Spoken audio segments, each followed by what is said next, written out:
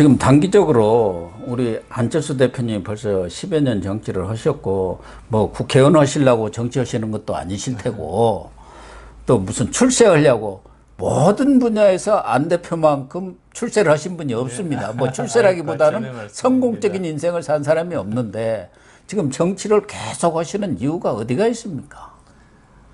저는 뭐 말씀하셨듯이 제가 무슨 돈을 벌려고 하겠습니까? 그 높았던 뭐 명예를 더 높이려고 했겠습니까? 그러니까요.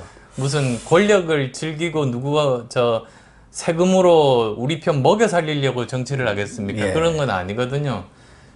제가 정치를 하는 이유는 우리 아이들을 위해서입니다. 예. 사실 정치가 뭐냐고 하면 뭐 여러 가지 그 설명이 있지 않습니까? 정치학 교과서에 나오는 설명도 예. 있고 한데, 저는 제가 생각하는 정치란 우리와 우리 아이들이 살아갈 삶의 틀을 만드는 일이 저는 정치라고 생각합니다.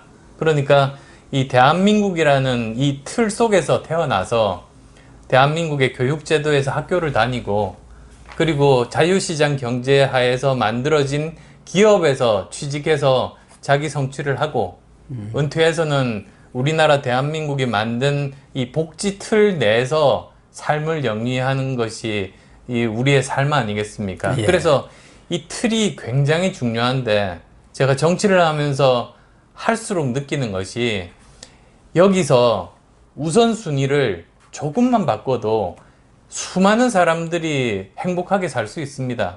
이 정치의 우선순위가 잘못되든지 아니면 더 나쁘게로는 고통받고 어려운 사람들의 삶의 보탬이 되게 하는 것이 아니라 오히려 자기 편들, 정치에서 자기 편들 세금 가지고 그 사람들 먹여 살리려고 하다 보니 정말 어려운 사람들이 더 고통받게 되는 거거든요. 저는 그걸 막고 싶어서 정치를 하는 겁니다. 그러니까 안 대표님이 갖고 있는 그런 정치적 비전이라든가 철학이라든가 가치, 이런 것을 부연을 하려면은 집권을 해야 하는 거고, 정당이라는 게 왜 있습니까? 집권을 하려고 있는 거예요. 그러려면 정당이 할 필요가 없고 정치를 할 필요가 없는데, 현실적으로는 지금 그러한 틀이 지금 안 갖춰졌어요. 10년을 정치를 하셨는데 어떻게 보면 실패한 정치가 이루어져 왔던 거예요. 생각해 보십시오. 처음에 어디입니까? 새정치연합이라는 것을 만들었죠. 그래가지고 민주당과 합쳐서 새정치민주연합으로 갔어요. 그 다음에 또 새정치민주연합에서 또 탈당을 하고 나오셔서 국민의당을 창당을 했는데, 그것도 또 탈당을 해가지고 바른정당으로 합쳐갖고 바른미래당이 됐는데, 이 바른미래당의 또 미래가 어땠었습니까? 지난해 그 패스트트랙 과정에서 전부 민주당 손들어 주었지 않습니까? 안철수 대표님이 만든 거고, 유승민 당시 의원하고 과연 호흡이 맞을까? 그런 의문 속에서 만들었는데 결과적으로 실패했고, 그 다음에 다시 이제 국민의당으로 이렇게 되돌아왔는데, 처음 시작할 때 그 큰 기대와 꿈들이 지금은 어떻게 보면 초라한 상태로 와 있고, 오늘 정말 농담입니다만은 허경영이가 뭐 국가혁명당이라고 있지 않습니까? 안철수와 단일화를 제안한다 해갖고 많은 사람들이 웃었습니다. 도대체 어떻게 안철수 대표가 허경영이가 개그를 할 정도 상황까지 가버렸느냐? 그게 정치 현실 아닙니까? 왜 실패를 한 겁니까? 그러니까 뭐 누구 탓하겠습니까? 농부가 밭을 탓하겠습니까? 네. 다 제가 부족한 탓 아니겠습니까? 근데 저는 하나는 말씀드리고 싶은 것이, 제가 처음 정치를 할 때 왜 사람들이 저같이 정치 경험 없는 사람을 정치를 했으면 좋겠다고 생각했을까? 그건 우리나라의 지금 현재 기득권 정치에 문제가 너무 많으니까 이 정치를 좀 바꿔달라. 그래서 정치인을 위한 정치가 아니라 국민을 위한 정치를 하게 만들어 달라고 저 말씀을 하셨다고 저는 해석했습니다. 그러다 보니까 큰 두 정당 중에서 하나에서 정치를 시작했으면 아마 저 굉장히 편하게 정치했을 겁니다. 그리고 지금보다도 훨씬 더 성공할 수 있었을 테고요. 근데 저는 지속적으로 3당으로 계속 정치를 했습니다. 제가 지난 9년 동안에 출마를 했던 것 중에서 1번이나 2번 달고 출마해 본 적이 단 한 번도 없습니다. 그러니까 사실은 굉장히 어려운 길인지 알면서도 저를 처음 불러내신 분들이 기득권 정치를 바꾸라고 저를 불러내셨기 때문에 저는 알면서도 편한 길을 놔두고 어려운 길을 계속 온 거고요. 그리고 뭐 좀 지역적이긴 합니다만 아까 그 패스트 트랙이나 뭐 바른미래당 말씀하셨으니까 그런데요. 그때는 제가 현실 정치에서 물러나서 독일에 있을 때입니다. 그러니까 제가 처음 이제 바른미래당이 창당됐을 때 그 당을 살리기 위해서 사실은 그 질 것이 뻔한 그 선거에 출마를 했습니다.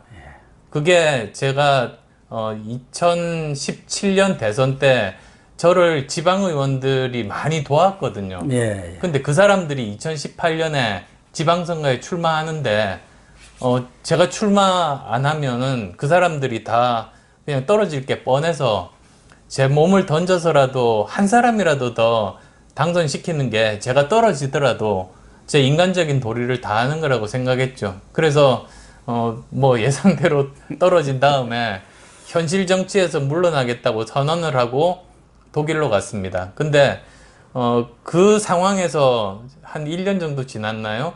근데 이제 뭐 패스트 트랙 포함해서 여러 가지 일들이 있었던 겁니다. 근데 제가 현실 정치에서 물러나겠다고 일종의 정계은퇴 선언을 한 사람인데 거기에 제가 발언을 하거나 뭐 어떻게 하라고 지시할 수는 없는 상황이었습니다. 그러려면 제가 정계 복귀하겠다고 선언하고 거기에 나섰어야죠.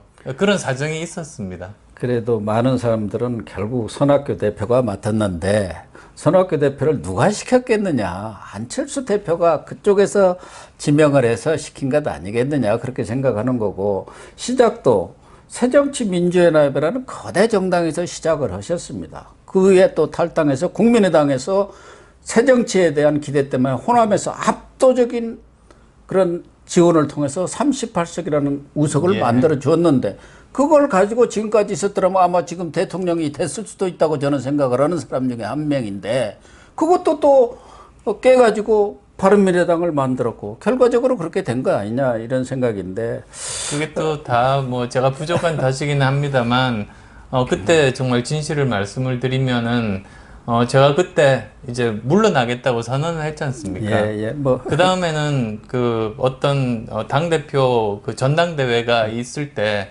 전혀 개입을 안 했습니다. 그러다 보니까 자기들끼리 모여서 누구 후보를 밀자 이렇게 해서 아마 저를 따르던 사람들도 이렇게 나뉘어가지고 일부는 한 편을 밀고 또 일부는 다른 편을 밀고 그렇게 다 쪼개졌었습니다.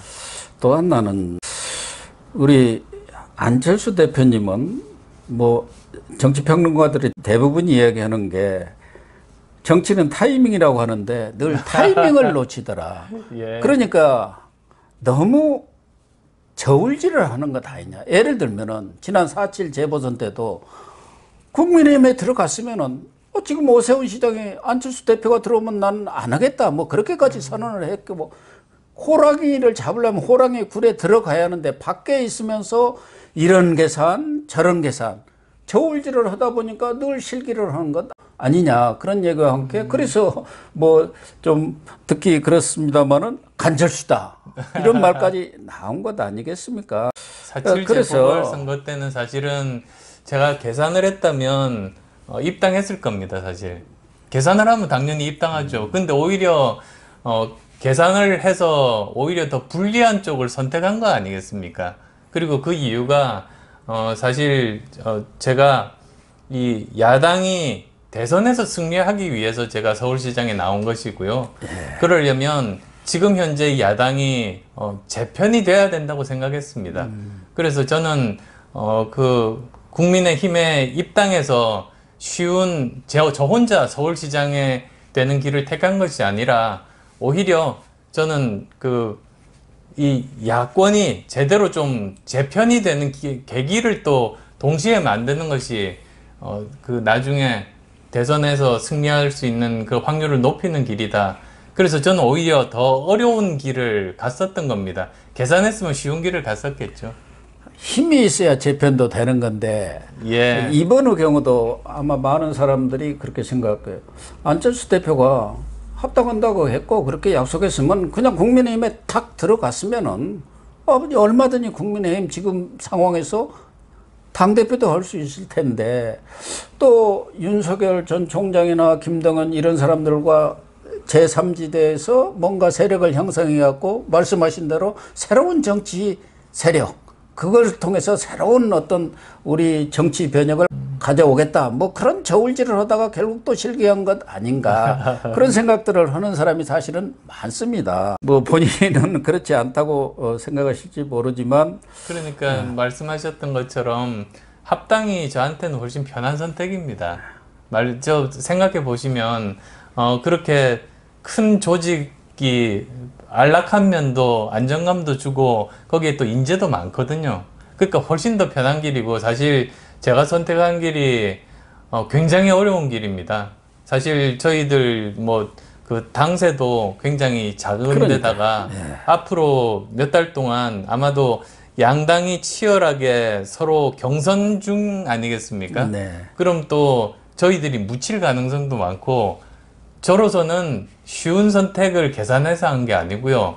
오히려 정권 교체 가능성을 높이기 위해서는 힘들어도 제가 이 길을 가야겠다고 오히려 어려운 선택을 했다는 점 믿어주시기 바랍니다.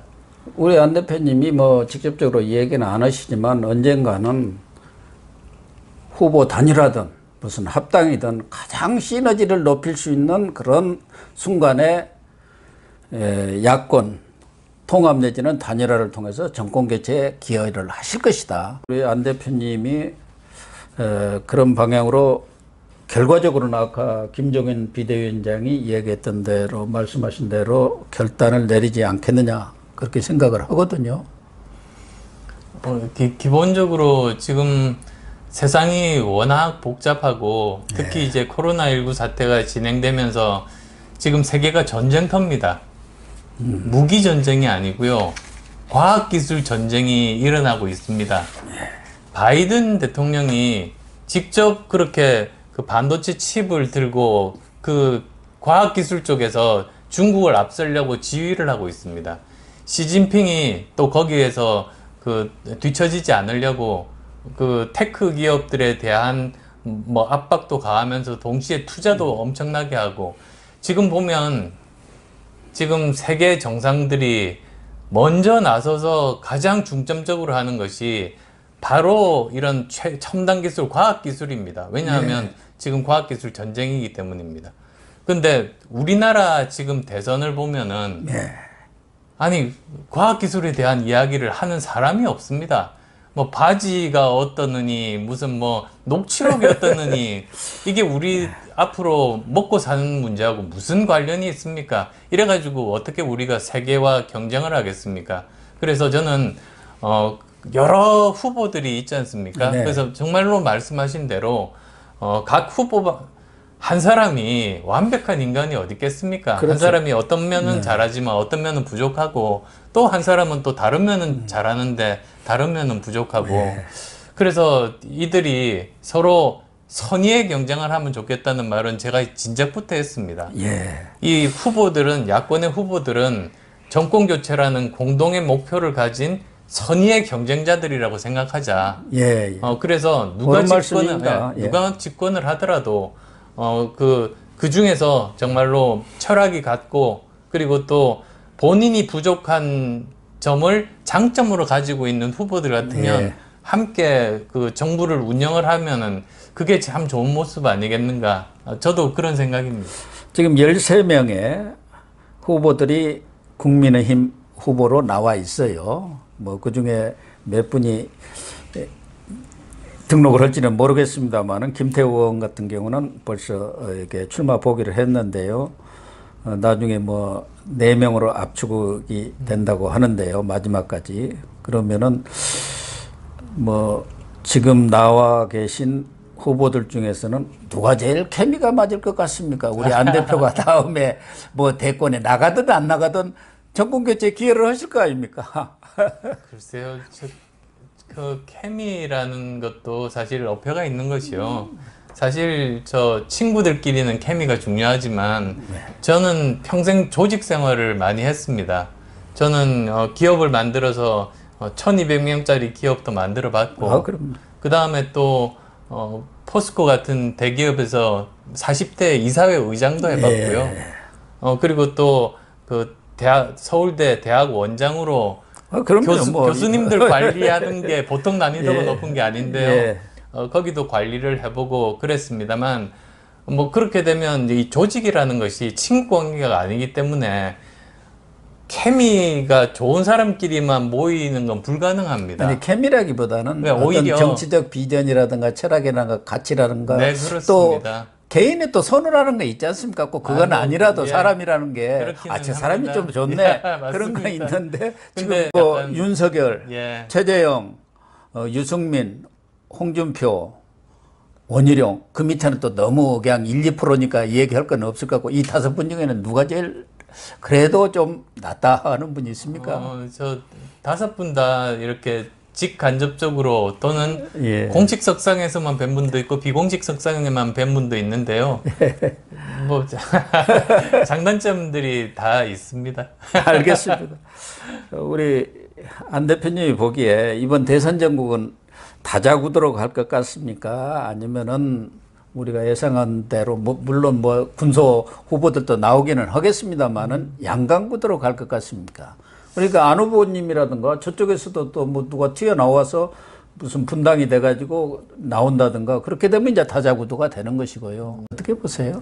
글쎄요, 저도 이 예측은 참 하기가 힘든 것이 지금 민주당 경선 과정이 워낙 이렇게 혼탁하고 복잡하다 보니까 그렇습니다. 거의 넘어설 수 없는 선을 서로 넘어버린 것 같습니다. 네, 그렇습니다.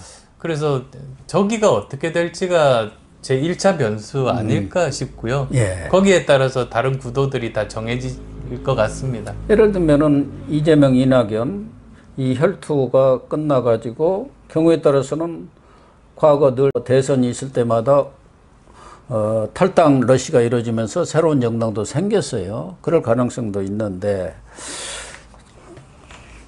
지금 뭐 여당은 그렇다 하더라도 국민의힘 상황을 보면 뭐 나무당이기는 합니다만은 이준석 대표와 유력 대선 주자인 윤석열 간의 갈등도 이것도 또 만만치도 않고 누가 보더라도 왜 저렇게 싸우나? 아니 서로 좀 정권 교체를 위해서 힘을 모아야 할 사람들이 무슨 상대당하고도 저렇게 안 싸우겠다 그런 말까지 나오고 있는 그 점에 대해서는 어떻게 보시는가요? 저도 지금은 다른 당이니까 제가 말씀드리는 그렇지만 우려가 좀 많습니다. 예. 그리고 아마 본격적으로 경선이 시작되면 또 내부에서 결국은 그 민주당만큼 그런 갈등들이 안 생기리라는 보장이 없습니다. 네, 그러겠죠. 벌써 좀 본선, 조짐도 보여서 이런 분열의 조짐들을 사실은 잘 중재하는 게 당대표의 역할이거든요. 그렇습니다. 대선 국면에서는. 그래서 이것이 어떻게 잘 봉합이 돼서 이렇게 원만하게 후보를 한 사람으로 뽑고 나머지들이 다 지원하는 체계를 만들 수 있을까? 그게 국민의힘으로서는 제일 큰 과제 같습니다. 아마 상당수 국민들은 안철수 대표님이 국민의힘에 들어가서 그런 좀 중재 역할도 하면서 이렇게 너무 과열될 때 좀 따뜻거리기도 하고 이런 역할을 해 주시기를 바랐지 않았나 하는 생각도 하는데 일각에서는 그동안 이른바 철석연대라는 거 이 가능성을 다 얘기를 하고 있고 앞으로도 그렇게 되지 않겠느냐. 어떤 뭐 철석연대가 있었습니까? 철석이 저 안철수 이준석입니까? 이준석이하고는 할 리는 없는 거고 여러 가지로 봐서는 윤석열 전 총장하고는 뭔가 그래도 좀 통원한 바가 있지 않겠나 많은 사람들이 그렇게 생각하고 있지 않습니까? 저 사실 만난 거는 그때 공개적으로 식당에서 점심을 했을 때 사실은 그때가 답니다. 아니 그 전에 국회의원 비례대표로 영입도 하려고 해가지고 그건 정치하시기 전에 뭐 마찬가지도 그때는 그래서 그것까지 치면은 지금까지 딱 2번 식사를 한 것이 예. 다여서요. 또 하나는 지금 이재명, 이낙연, 뭐 정세균 전 총리를 비롯해서 민주당도 이 대선전이 너무 가열되고 있는 그런 상황인데 결과적으로는 문재인 대통령 또 뭐 직접적으로는 친문 세력이 어디 손을 들어줄까? 어떻게 보세요? 문심은 어디가 있는 것 같습니까? 어떤 사람들은 이낙연한테 있는 것 같기도 하고 이미 이재명의 손을 들어준 것 같기도 한다 뭐 이런 얘기들이 있는데요. 글쎄요, 그 내부에서 어떤 대화가 벌어지고 있는지는 잘 모르겠습니다. 저 워낙에 그 역학 관계들이 지난 5년 정도 예. 굉장히 많이 바뀌어서요. 예. 지금은 예전의 민주당과 지금의 민주당은 동명이인 같습니다. 이름은 같은데 완전히 다른 당이 돼버렸습니다. 참, 그리고 또 그게 개선되는 것이 아니라 더 나쁜 쪽으로 그렇게 변해버렸기 때문에 정말 불행한 일이라고 생각합니다. 얼마 전에 탈당을 해서 최재형 캠프에 합류한 오세재 의원이라고 있습니다. 예. 사선을 하시죠. 그분도 저하고도- 방금 똑같은 말씀을 저하고도 하셨어요. 친한 분이었습니다. 예. 말이 통했던 분이었습니다. 예. 문재인 대통령과는 여러 가지로 얽히고 설키고 어떻게 보면 은연의 관계가 참 많이 있었을 것이다 이렇게 생각하는데 지금 코로나 사태를 비롯해서 뭐 그 전 얘기는 빼놓고라도 문재인 정권을 어떻게 평가하세요? 뭐 한마디로 무능과 위선 그 두 단어로 표현할 수 있을 것 같습니다.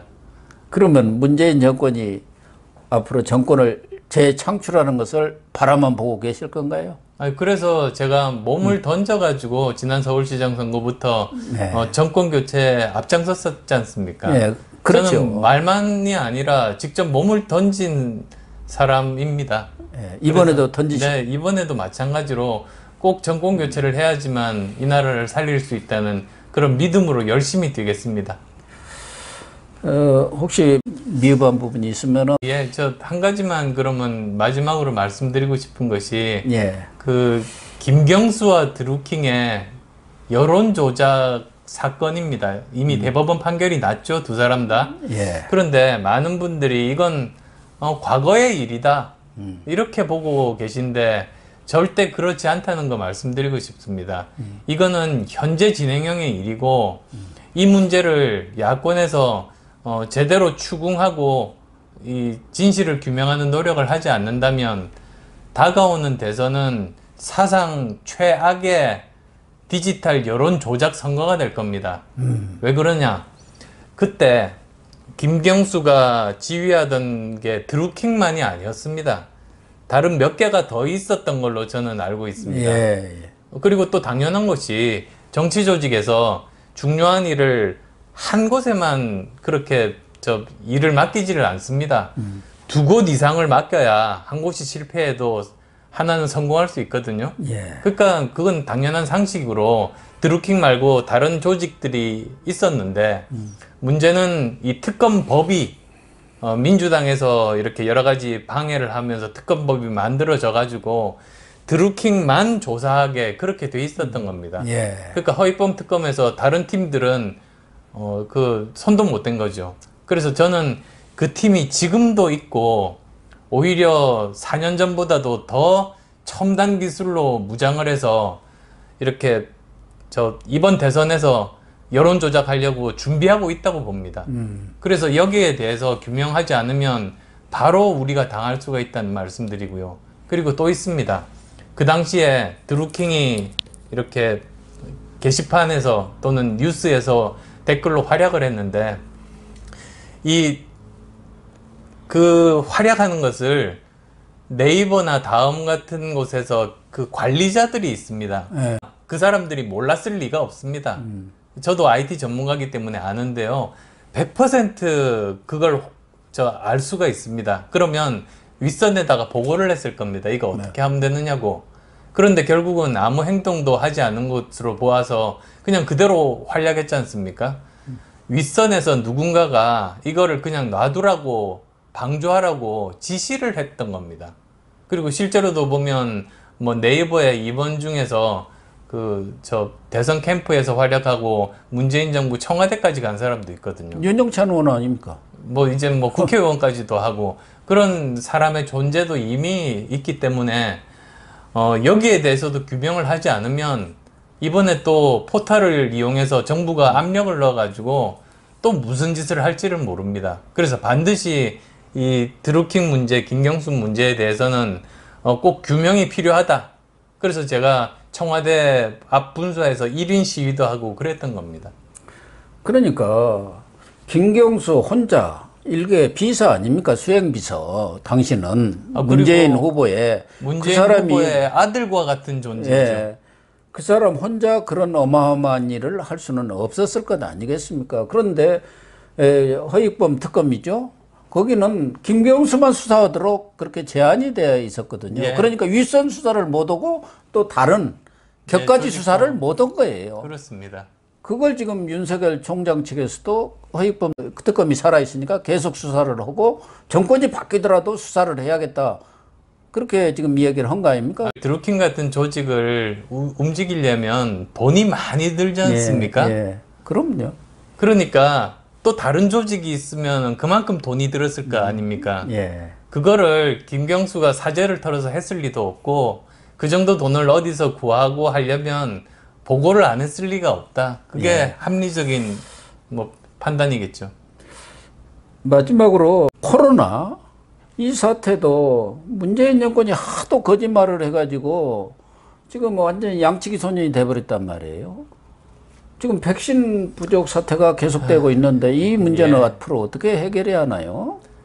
결국은 이 문제의 핵심은 대통령이 치료제하고 백신을 구별을 못했던 겁니다. 예. 치료제면 될 줄 알고 예, 그리고 그런 또 국내에서 치료제가 금방 개발된다는 거를 믿고 속아가지고 지금 이 사단까지 왔죠. 그래서 지금 OECD 38개국 중에서 38등 아니겠습니까? 예.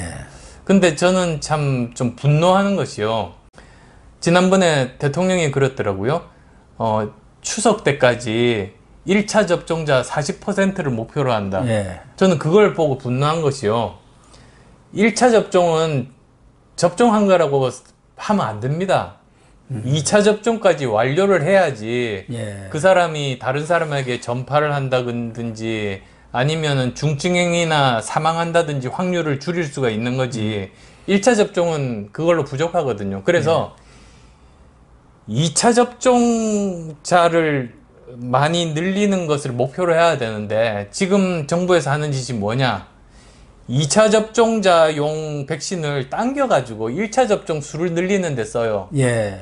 이거는 국정 홍보를 위해서 고위험군의 국민들을 위험에 빠뜨리는 정말 나쁜 짓입니다.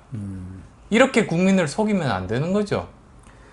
아, 그렇군요. 결과적으로 보면은 문재인 정권이 이 백신 준비를 너무 소홀 내지 등한히 해가지고 이 지경이 벌어진 것 아니겠습니까? 혹시 마지막으로 우리 시청자들한테 마무리 발언 좀 할 수 있으면 해주시죠.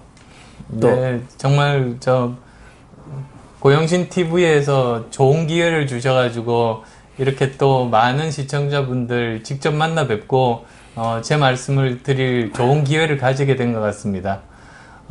앞으로도 여러 가지 정말로 중요한 현안이 있을 때 이 채널 시청하시는 분들이 다 대한민국을 정말로 사랑하시는 중요한 오피니언 리더들이시지 않습니까?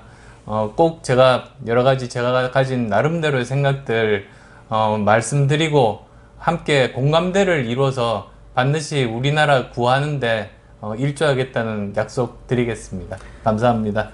네, 시청자 여러분, 오늘 방송 모두 마치도록 하겠습니다. 시청해 주셔서 감사합니다.